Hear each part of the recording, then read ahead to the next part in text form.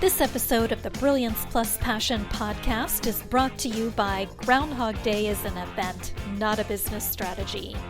Are you ready to finally solve those pesky issues that keep holding back your business success and never seem to go away?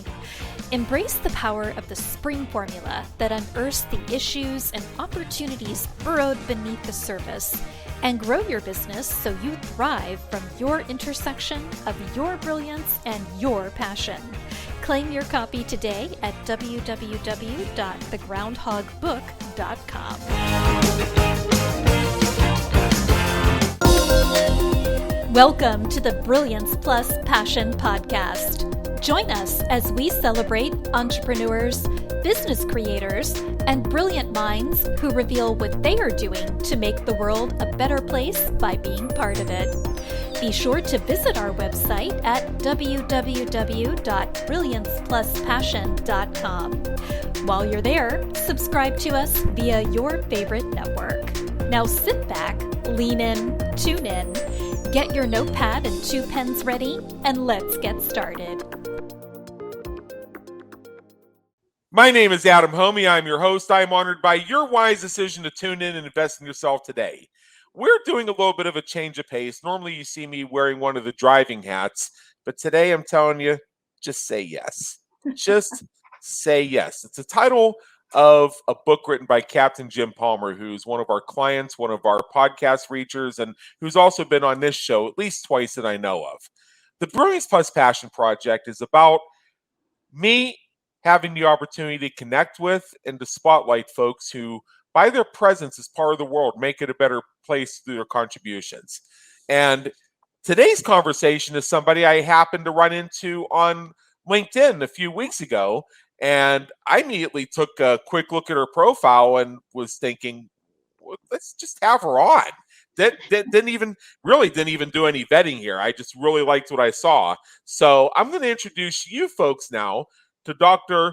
Lauran Star, and she's going to tell us more about herself, and she has a very detailed bio, which you can see in the notes for this episode. But just to suffice for right now, I'll let you know that she is the author of a book called Evidence-Based Inclusion, and it's time to focus on the right needle. So, Dr. Lauran Star, welcome aboard. Oh my gosh, thank you so much, Adam, for having me. I'm excited to be here. And I think you and I kind of just had a connection actually on LinkedIn. So I've been dying to get on here and share what I'm doing and get to know you better as well. So this Absolutely. is Yep, you also get to meet Princess Alessandra Francesca. Nobody puts baby in a corner, but maybe she'll do me a favor and at least not walk on the keyboard and interrupt us while we're trying to have a conversation here. All right, so first question is, and again, I'm letting you tell more of your own story, is how does the work that you do make the world a better place for your clients, customers, and the world at large? I really think that the work that I do, I focus on inclusion, then diversity, then equity. And I really do. Okay, go ahead. Yeah, and I think that the work that I do by focusing on inclusion first kind of separates out or shakes out that us versus them. So we've been focused on diversity. You turn on the television, that's all you hear: diversity, diversity, diversity, diversity. And when we have that in place, it really does become that us versus them, where inclusion brings us all together, where we recognize each other's strengths and differences, and we build on that. We grow from that. We connect on that. We share ideas on that. Diversity is just an affinity. It's just what makes us unique. That's it. You have to have that inclusion first. And I think the industry, the DE&I industry, has really created a conundrum where we're almost forced to think about diversity first. How are we different versus how are we the same? So the work that I'm doing really hones in on that, on how are we the same, both in the workplace as well as education and the social structures. I think it's really important that we recognize that we are more alike than we are different. Yeah, I think sometimes it's and I love how you start with inclusion rather than just diversity. So it's the idea. I mean, you think of fission versus fusion, if you want to think scientific, is the best analogy I can think of here. But here's a practical manifestation of what to me is when you bastardize diversity. And I think diversity is a great thing. Mhm. I'm all for diversity. I practice it myself. I consciously. Okay. So this happened last year. It was somebody I know who did a presentation for an audience, and they had a PowerPoint deck that I think they had 20 slides for a 60-minute presentation. And they did all the usual stuff to make sure that they were showing stock images of people of different races, colors, and shapes, and all the other stuff. And they Mhm. still had somebody in the audience complain because the final slide had among the 6 people in it a white male. And Yeah. they said this is not a diverse presentation because once again you showed that the bottom line is the patriarchy. Yeah, and I think And, that's and oh, you want to know the best part, Lauran? This was a presentation about diversity. exactly. That hits it Yeah. right, Adam, that hits it right on the head. That is what, right, that's what people think now when we think about diversity, that we need to stop. We need to shift our perspective. We're 98% alike. Yeah. 98% alike. That leaves 2% that we're not alike. Mhm. Yeah. So, just very briefly for our listeners, if you could just summarize, what is it that you actually do? I mean, I'm on your website, I see a bunch of things, but how would you describe it in a couple sentences? And then we'll get on to some of the fun questions. Yeah, so I work with an organization right now. I'm the head of their diversity, equity, and inclusion Hmm. department, and it is all about inclusion. I build strategic paradigms around how to build an inclusive organizational culture. What makes me different than a lot of my peers out there is mine's all evidence based. Like Uh-huh. there's data that supports what I'm doing. And not only that, there's data that supports the return on investment. I hold my Right. PhD in this area. I am very research and metrics focused. And if you're going to have an initiative that's going to focus on inclusion, which will drive diversity, then how do we know it's working?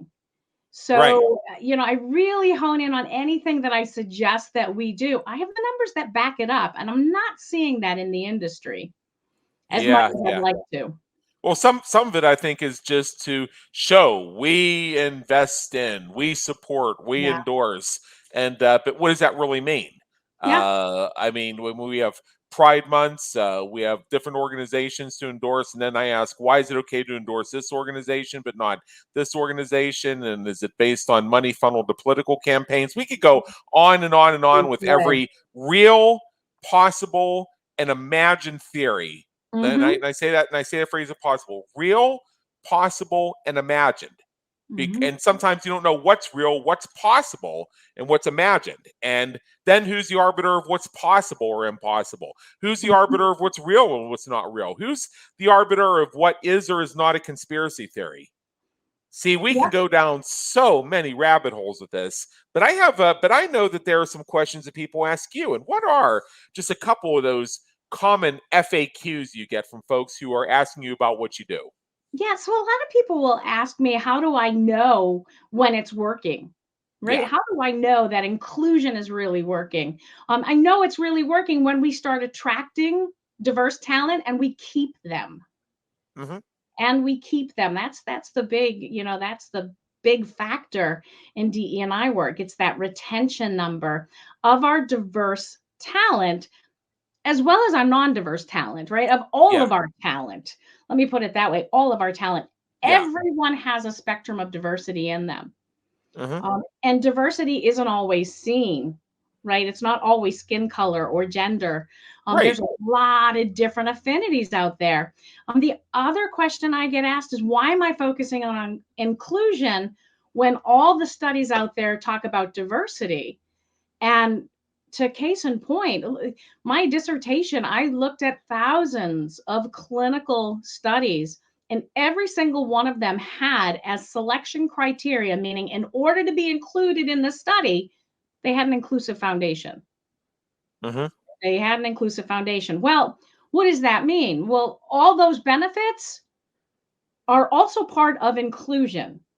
And it gets enhanced only by 3 or 4 points when diversity comes into the mix. Now, I am not saying we don't need diversity. We absolutely do Oh need yeah. Oh diversity in yeah. the Nobody's workplace. arguing that. But let's put the numbers where the numbers are. And I think we've all been kind of led astray In the book that I have, Evidence-Based Inclusion, I spend a great deal of time talking about that these are the numbers for inclusion, and diversity sprinkles them up. In other words, you can't have productive conflict if you don't have inclusion already in place. Exactly. If you Exactly. yeah, right, like, Adam, if we have a diverse company, and I love it when companies say I'm diverse, I go, so what? So what? Let Yeah. me see Well, I your mean, turnover rate. Are you creating a revolving door? Just by hiring diversity does not mean that you're doing good. You've that's got to have that inclusive culture where people feel valued for what they bring to the table, that they can share their point of view and have a seat at the table without fear of judgment. yeah. Yeah, I know we got to move on, but I do know what it's like to feel myself that I'm Mhm. not included in the culture. And I know what it feels like to be the person who seems to be the center of inclusion, but yet see faces around me of folks who feel like they're being left out. Yeah, And I also have a fear of reaching out. So there's so many different places we can go with this, and maybe there we're gonna is. have to have it. We might have to have you on my other show. So, but let's get through Okay, this one let's get here, through this one. so first of all, next thing is tell us a couple questions you wish people would ask. I wish people would ask me why inclusion matters. I wish people Yeah. would ask me, how do we build that inclusive foundation? I want the conversation to shift towards inclusion Hmm. rather than diversity. And you know what? We're not even talking equity at this point. Let's leave Yeah. equity off the table for right now, right? Hmm. Just from that inclusionary lens, how do I know when my organization is inclusive? What does Yeah. that look like beyond what the website says? Yeah, yeah, yeah. The website can say anything. Oh, I've been on committees to create mission, vision, and value statements. mhm. And it's like the mission is we're going to make some money. The vision is it's going to be big money. The values is we're going to have a lot of value. Okay, where do we go from here? That's All it. right, Simple, now concise, to the let's point. now, Lauran, let's shift gears here, and this is where we get to have a little bit of jolly fun here. First of all, what would people who know you be surprised to learn about you? That people that know me that would be shocked to know is that I actually don't like conflict. Okay, Most people think that I enjoy conflict because I speak truth to power. I have no problem standing up for everyone around me. That doesn't necessarily mean that I love conflict. I actually don't like conflict. right? So, You can, yeah. Oh yeah, yeah, there's I'm the the cat's same out of the way. bag. I'm the same way. I don't like to be in those situations. I will be the one to speak up because I went for so many years feeling like I didn't have a voice. It's Yeah. almost like I'm making up for lost time. That doesn't mean I'm enjoying it. Mhm. Yeah, Exactly. Doesn't mean I'm enjoying yeah, it. there's two different things. What do you hope people say about you when you're not around to hear it? When they probably say I'm a little crazy. Yeah, Mhm. when I'm not around to hear it, that I'm courageous and that I'm loyal and trustworthy and a great friend. Oh well, Wouldn't that be that's nice? Some beautiful. That say would be that. I'll be honest. beautiful. Some say that, Adam. I'm sure some do not. Some would say that she's an incredibly strong woman, and that sometimes, turns people off. And too bad, so sad. And sometimes, and it's very sad, that's used as a pejorative, and I'd like to see a lot less of that in the world. So, Mhm. at any rate, if you go back in time and change one thing you've done, one thing you've experienced, one thing that's happened, what would it be and why? If I could go back in time, I would probably change. And I thought about this question, what would I change? I would have jumped into DE&I much sooner. Yeah. Instead of going into sales and marketing and making money there, I would have jumped, yeah. When we started talking about really heavily talking about diversity in the 80s and 90s, Mhm. that's when I should have been much more active, but Yeah. I wasn't. My lens was, my focus was elsewhere. Making money was one of those things that I was Sure. doing. And yeah, yep, shift my Sure. lens, do a little more focus Yep. then. What famous person, alive or dead, would you like to meet? And if you had the opportunity, what question would you have for them? I would love to meet Johnny Depp. I mean, who All wouldn't? right. Right? Who Yeah. wouldn't? Who wouldn't? And I want to know what he eats for lunch. That would be like, what do you eat for lunch? Like, Okay. because I think what people eat for lunch tells us a lot about them. Like, is Uh-huh. it burgers and fries? Is it, fast food on the way? Is it, are you having a salad, or are you drinking a protein shake? Are you having a glass of wine with lunch? I see your point. There's so much we can gather out of that. And see, having been around some people that we would call celebrities who are world famous for something. I mean, I've had friends who were top 40 performing artists, mainstream Hmm. charts. I've met a few actors, Anthony Hopkins being one of them. Yeah, nice. What's interesting, what all celebrities have in common, at least that I've encountered, is that it's really great that you admire their work, and it's like, cool, you admire my work. Hmm. Did you buy it? And beyond that, they talk work all the time. What's going to Yeah, intrigue them is people who show interest in them as people. I quickly found this out that yeah. even Johnny Depp, and we found this out very publicly over the course of the past year, deals with some of the same shit that a lot of other people deal with. At the end of That the he's day, yeah, yeah, and we've gotten insights into his personality and his lifestyle that we rarely get to see, and we find out that when all's said and done, he's just a guy. he's just a guy, puts his pants on like the Yep. majority of us put our pants And on. when you recognize that these celebrities, when it comes down to it, they're people who live. Hmm. It may be at different levels of magnification. They deal with the same stuff we do. Hmm. Uh, that is what's going to intrigue them. So I bet you nobody ever came up to him and asked him what he has for lunch. I've About 5 years ago, I had the opportunity to meet the actor John Ratzenberger, who played Cliff Clavin on Yeah, Cheers, yeah. and yeah, I met him about 5 years ago, and he told me that I was indeed the first person to tell him that Cliff Clavin inspired them. Oh, that's so sweet. Yeah, That is sweet. I Nice. I I well, I had a real thought behind that. I mean, if you look at that Cliff Clavin character, this is somebody who is something of a social misfit. And if you looked at Mhm. his background, you saw that he came from a lot of disadvantage in terms of how he was raised and how he was socialized and some of the things he had gone through in life.